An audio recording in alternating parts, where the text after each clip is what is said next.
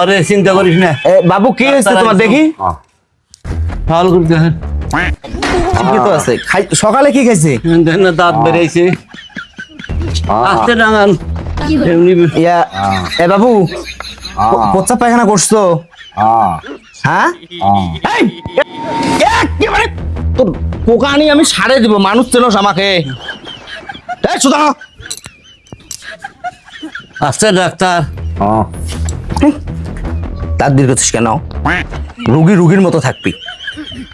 সকালে কি খাচ্ছিস? করে কেন?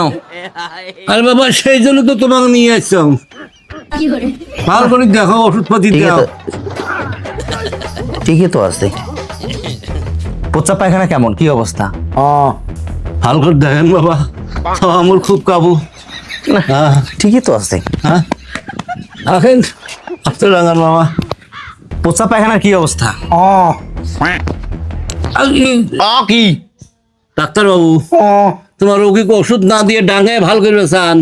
কি বুঝেন নাই, ওই পায়খানা প্রসাব কেমন হয় তাই দিয়ে মুখে দেখা দিবে, আসো আসো মুই দেখা দিয়েছেন। আরে ভাই ডাক্তার, তোমার এটা কাম করেন ভাই, এই যে রুগী মনে করেন যে ওষুধ না দিয়ে তোমার ডাঙ্গে ভালো করবে চান। আপনি বুঝলেন না বিষয়টা। আপনি এখন কোথায় নিয়ে যাওয়া লাগছেন আমার? ওই পায়খানা প্রসাব দেখতে চাইলেন না, যে লেট্রিনিক নিয়ে যায়, ওটি তো পায়খানা।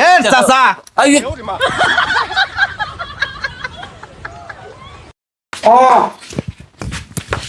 কি একেবারে